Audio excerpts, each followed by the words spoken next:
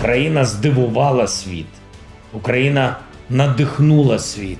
Україна об'єднала світ. На доказ можна сказати тисячі слів, але достатньо кількох. Хаймарс, Петріот, Абрамс, Айріс-Ті, Челленджер, Насамс, Leopard. Vladimir Putin pensó que sería cosa de unas pocas horas, que en apenas unos pocos días Ucrania estaría totalmente bajo su control. Según sus planes, el ejército ruso avanzaría a toda velocidad y ocuparía Kiev en apenas unas pocas jornadas. También encontramos algunos uniformes de desfile, por lo que esperaban llegar a Kiev en 2 días y luego hacer un desfile aquí. Así que ahora podemos decir que hemos destruido completamente sus planes. Oleksandr Hrusevich, jefe adjunto del Estado Mayor de las Fuerzas Terrestres de Ucrania. Los ucranianos resistieron contra viento y marea. La ayuda internacional llegó a una escala impensable y el ejército ruso tenía más agujeros que un queso gruyère. Según las estimaciones existentes, más de 180.000 soldados rusos habrían muerto o resultado heridos tan solo durante el primer año de la invasión. Hablamos de un promedio de casi 500 bajas cada día. Además, en tan solo 12 meses de guerra, el ejército ruso ha perdido más generales y oficiales de alto rango que en 7 años en Siria o los soviéticos durante sus 10 años de guerra en Afganistán. Y para colmo, las bajas se han cebado sobre todo con muchas de las unidades mejor entrenadas de Rusia, como por ejemplo las tropas aerotransportadas o la infantería naval. Según las estimaciones, Rusia podría haber perdido más de la mitad de sus carros de combate en Ucrania. Y en total, según el recuento llevado a cabo por la inteligencia británica, Rusia también habría perdido más de 4.500 vehículos blindados de todo tipo, 63 aviones, 70 helicópteros, 12 buques navales y cientos de sistemas de artillería. Y hablamos tan solo de las pérdidas que están relativamente bien acreditadas. Para que os hagáis una idea, pese a todos sus intentos y para asombro de todos los ejércitos de la OTAN, Rusia ni siquiera fue capaz de tomar Kharkiv, una ciudad situada a tan solo 50 kilómetros de su frontera y uno de sus principales objetivos durante la invasión. Sí, a ver, no nos equivoquemos. Pese a todas las pérdidas sufridas por el ejército ruso, Putin no ha logrado ni uno solo de sus principales objetivos. El gobierno de Zelensky parece más fuerte que nunca. La supuesta unificación de la nación eslava ha sido un rotundo fracaso. Ucrania no ha caído. Наша віра зміцнив наш дух. Ми вистояли перший день повномасштабної війни. Ми не знали, що буде завтра, але точно зрозуміли, за кожне завтра треба битись. І ми бились. Cumplido un año de la invasión, según el secretario de Defensa británico Ben Wallace, Rusia tiene actualmente el 97% de sus fuerzas de combate desplegadas en la guerra de Ucrania. Y pese a ello, lo cierto es que ningún bando parece tener la victoria al alcance de la mano. Ni los rusos, pero tampoco los ucranianos. Entonces, la pregunta es...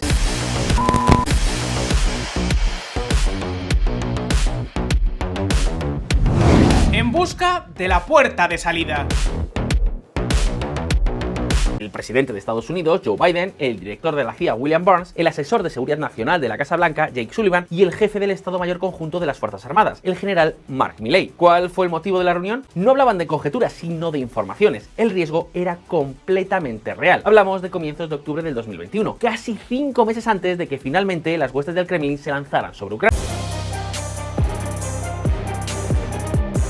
Primero, había que evitar a toda costa un conflicto armado entre Rusia y la OTAN. Segundo, de producirse la guerra, habría que hacer todo lo posible para contenerla dentro de los límites geográficos de Ucrania. Tercero, resultaba clave fortalecer y cohesionar la OTAN. Había que coger el teléfono lo antes posible. Y cuarto, y el punto posiblemente clave, no solo de la reunión, sino de todo lo que hemos vivido después, había que empoderar a Ucrania y darles los medios para luchar.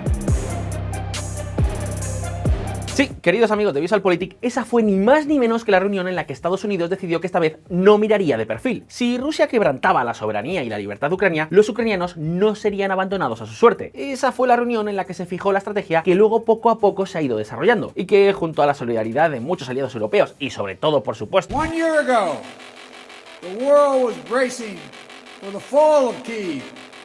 Well, I just come from a visit to Kyiv, and I can report Kyiv stands strong. Kyiv stands proud, it stands tall, and most important, it stands free.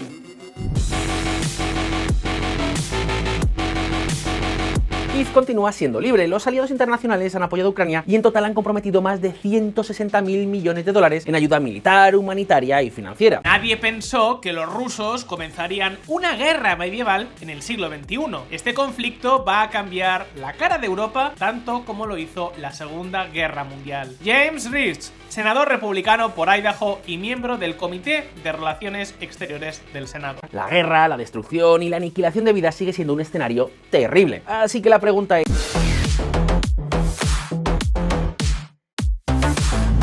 1. Dejar caer a Ucrania. Viendo cómo imponía su voluntad en un país que él mismo no considera como tal. ¿Y sabéis qué? Y claro, no nos engañemos. Si se cortara el suministro de Ucrania, tarde o temprano lo más probable es que este país terminara cayendo. O en el mejor de los casos, negociando un alto el fuego, que sería toda una victoria para Putin y un desastre para Ucrania. De hecho, el cansancio de Occidente sigue siendo una de las grandes bazas del líder ruso, y lo que en buena parte explica por qué demonios sigue R que R con su plan. Y eso es lo que explica por qué el viaje de Biden a Kiev fue tan importante como una clara manifestación de compromiso. Amigos, amigas, abandonar Ucrania supondría dejar a los ucranianos bajo el yugo de Moscú, o en otras palabras, frente a un montón de represión y purgas de todo tipo. Los cientos de cuerpos, en muchos casos torturados, de Bucha y Zium son un buen ejemplo, pero... pensadlo bien, le estaríamos diciendo a todos los tiranos del planeta que no solo tienen barra libre para hacer lo que les plazca cuando les plazca, sino que además los hechos consumados y la política de la fuerza son la mejor garantía de éxito. If Putin wins in Ukraine, the message to him and other authoritarian leaders will be that they can use force to get what they want. This will make the world more dangerous and us more vulnerable. President Putin is confronted with something today that he didn't think was possible a year ago.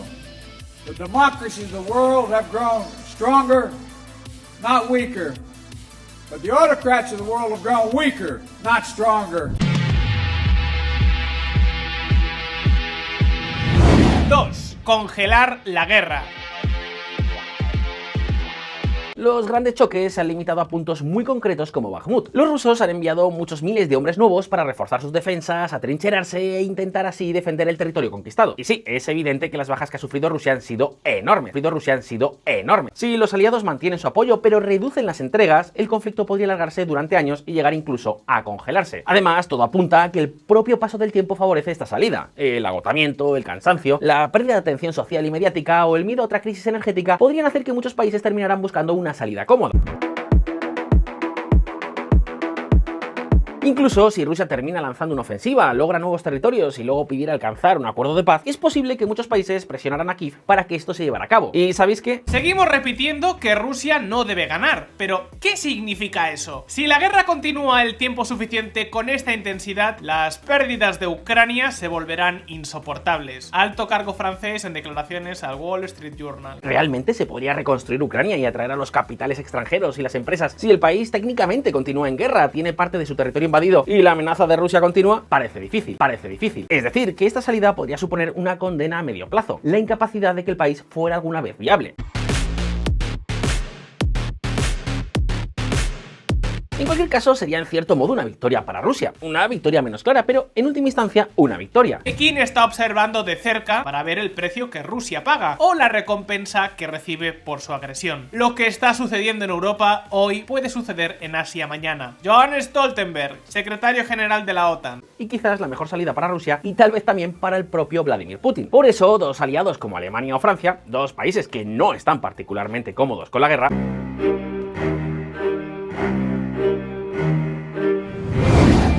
pensando en 2024.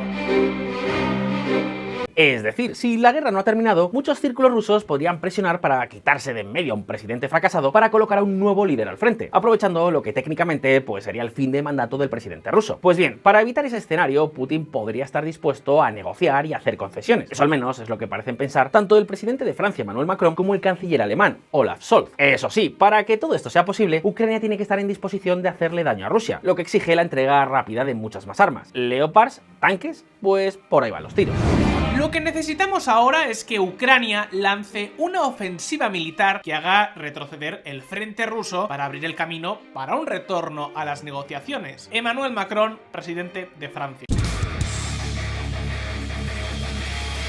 una ofensiva ucraniana en el sureste capaz de alcanzar el mar de Azov, recuperar todo el área de Zaporizhia y poner a Crimea a tiro de la artillería podría ser suficiente para forzar una negociación. Esto es lo que se conoce como la teoría del Big Bang. Ahora bien, de llegar a una salida negociada, no olvidéis que la propia Rusia garantizó en el memorándum de Budapest la seguridad y la soberanía completa de Ucrania, incluyendo Crimea, a cambio de que este país le entregara sus armas nucleares.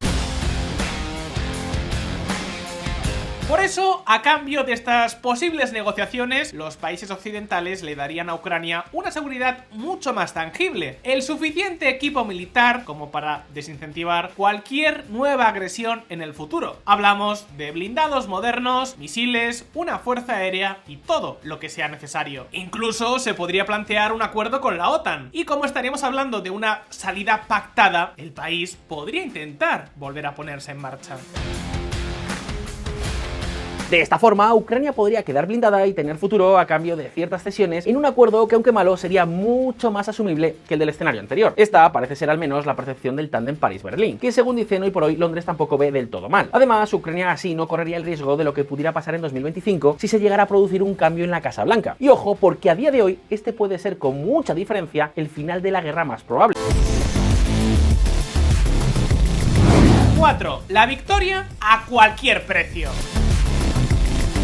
Hablamos de Bradleys, Strikers, Marders, AMX-10, Challenger 2, Leopards, baterías Patriot, etcétera, etcétera. Si estas entregas se mantienen y se incrementan con el paso del tiempo, el curso de la guerra, queridos amigos, podría cambiar por completo, especialmente si se entregaran más HIMARS, más tanques y misiles de largo radio, y no digamos ya si se les proveyera de más y mejores aviones y drones. De otra forma, la OTAN hubiera quedado muy tocada, y el liderazgo de Estados Unidos terriblemente cuestionado. Por supuesto, las implicaciones en el resto del mundo hubieran sido enormes. Según muchos informes, el ejército ruso podría estar exhausto y falto de equipamiento, lo que explicaría por qué les cuesta tanto realizar cualquier nueva ofensiva. Es verdad que Rusia ha enviado muchos hombres nuevos gracias al reclutamiento, pero también es verdad que la fuerza de combate de estas unidades pues no parece particularmente la más alta. Es decir, que sí que puede existir la oportunidad de ir a por todas, derrotar a Rusia y obligar a su ejército a retroceder e incluso abandonar Ucrania, tal vez con la única excepción de Crimea. De esa manera, el daño para el régimen de Putin sería potencialmente irreparable. Y claro, la pregunta es, por supuesto, esta estrategia, por un lado, podría poner de nuevo sobre la mesa el riesgo nuclear, pero de eso ya os hablamos en un pasado vídeo aquí en VisualPolitik. Os contamos por qué era improbable que Moscú realmente recurriera a esa posibilidad, básicamente porque no ganarían nada. Evidentemente, perder en una guerra contra un país mucho más pequeño y muchos menos recursos, pues no es un plato de buen gusto, más aún cuando la modernización militar y el volver a hacer de Rusia un país fuerte y grande fue la prioridad número 1 del régimen de Putin durante más de 2 décadas.